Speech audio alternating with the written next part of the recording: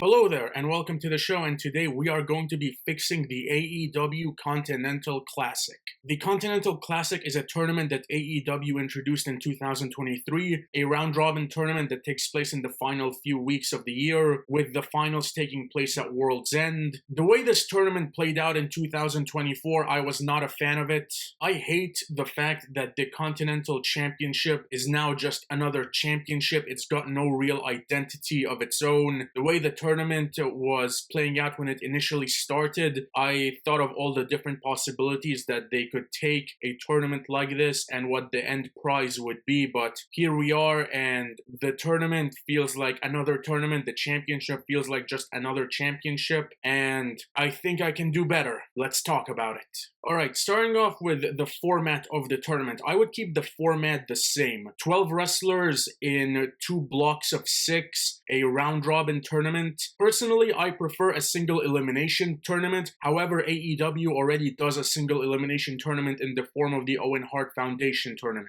I think having one single elimination tournament and having one round-robin tournament is the best course of action for AEW. I'd still keep it at 12 wrestlers. I think 12 is the perfect amount of wrestlers. Anything more than that is too much. Anything less wouldn't really make sense for a round-robin tournament. I'd still keep the no interference rule. The finals and semifinals, I'd have them with no time limits, which I believe is already how AEW does them. No time limits, there must be a winner for the semifinals and the finals. The 2 changes I would make to the tournament format are I would change the point system. Instead of 3 points for a win, I would bring it down to 2 points for a win, just to create more tension so that the standings would be more neck and neck. Because with the 3 points, whenever someone picks up multiple wins, you can kind of tell who's going to be in the semifinals or the finals. I think bringing it down to 2 points for a win will be better for the tournament. I would keep draws at 1 point per wrestler and 0 for a loss. Also, I would keep the blocks completely separate until the finals. Those are the 2 changes I would make to the formatting of the tournament.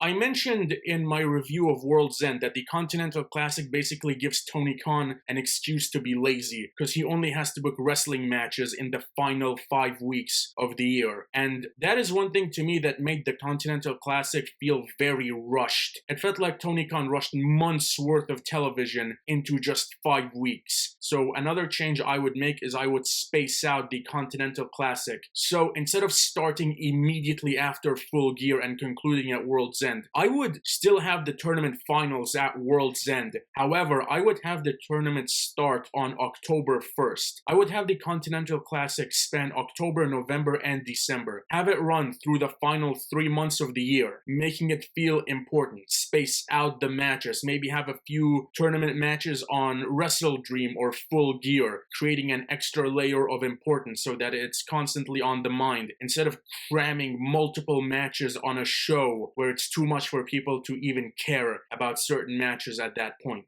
Spacing out the tournament, creating more breathing room, I think that would be a great addition to the Continental Classic. Regarding the 12 participants of the Continental Classic, I would have people qualify for this tournament.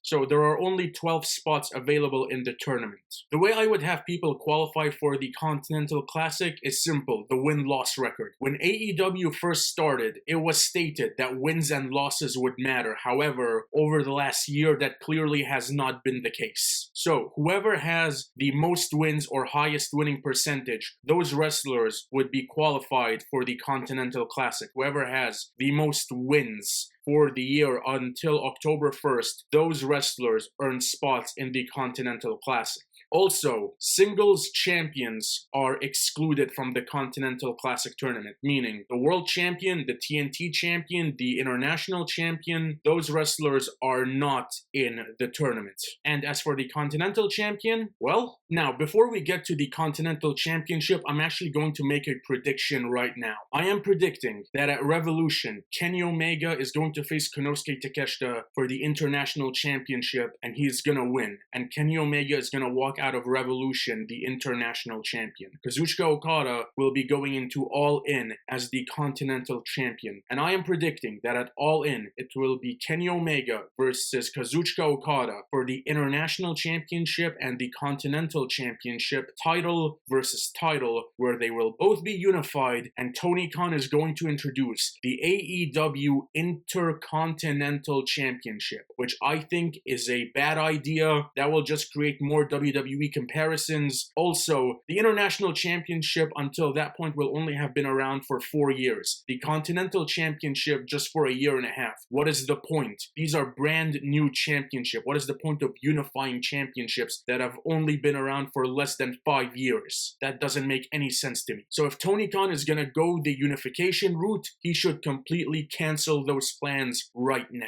As for the Continental Championship, being that I have the Continental Classic start in October, I have the Continental Championship vacated before the start of the tournament. The Continental Championship is the final prize of the tournament, meaning that whoever wins the finals becomes the new AEW Continental Champion. The winner of this tournament will have defeated 6 other wrestlers, the 5 wrestlers in their block and the winner of the opposing block. They go into the new year as the Continental Champion. This is what I do. I have the Continental Championship basically be a version of TNA's X Division Championship and their option C with that title. However, this is the twist. The Continental Champion has to beat the 5 wrestlers that they didn't face in the tournament. Meaning that the 5 wrestlers from the opposing block, they have to beat them in championship matches in order for them to exercise option C. And if they lose the match, they don't lose the Continental Championship. They went through the tournament, they are not losing this championship in a one-on-one match. If the wrestler is successfully able to defeat the 5 wrestlers of the opposing block that they didn't face in the tournament initially, then they can choose to relinquish the Continental Championship for a World Championship match.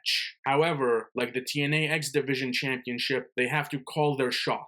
It's not going to be like Money in the Bank where you can cash in at any time. You have to call your shot with a date in place. I'm going to use the 2023 Continental Classic as an example. Eddie Kingston, he won the Blue League of the Continental Classic, and he defeated Jon Moxley, who won the Gold League in the finals to become the Continental Champion. Going into 2024, I have Eddie Kingston face every wrestler in Gold League that he didn't face in the tournament. So I have Eddie Kingston face Swerve Strickland, Jay White, Rouge, Mark Briscoe, and Jay Lethal, the wrestlers in Gold League that he did not face. If Eddie Kingston successfully defeated all 5 of these wrestlers, he can choose to relinquish the Continental Championship for a shot at the World Championship. And once all 5 are defeated, he can cash in the championship. That gives each match meaning, and you can play a decent storyline with this. For example, if there's one wrestler that he is unable to defeat, that creates a nice element of storytelling, and that creates more value for the Continental Championship because each successful defense brings us closer to a World Championship match. And the Continental Champion can call their shot at any time. Let's say, for example, that the Continental Champion beats the 5 wrestlers of the opposing league all in the month of January, and they call their shot for a World Championship match at Double or Nothing, for example. You already have your main event for Double or Nothing set right there. Don't have to worry about any storytelling. Boom, you've got your main event set. It's that easy. So that is what I would do with the Continental Championship. I would have it still be the prize, but I don't have it featured as a regular championship on TV just until it's cashed in for a World Championship match. Also, there is a time limit on the Continental Championship. If it is not cashed in by the start of the next Continental Classic, the title is vacated and the winner loses their opportunity to cash in for a World Championship match. So they have from January until the end of September to cash in the Continental Championship. Those are the changes I would make in order to fix the AEW Continental Classic.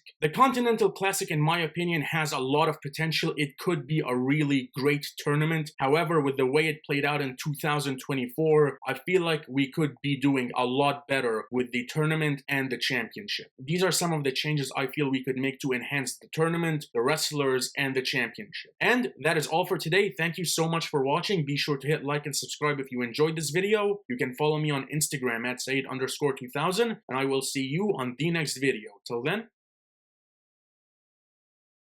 take care.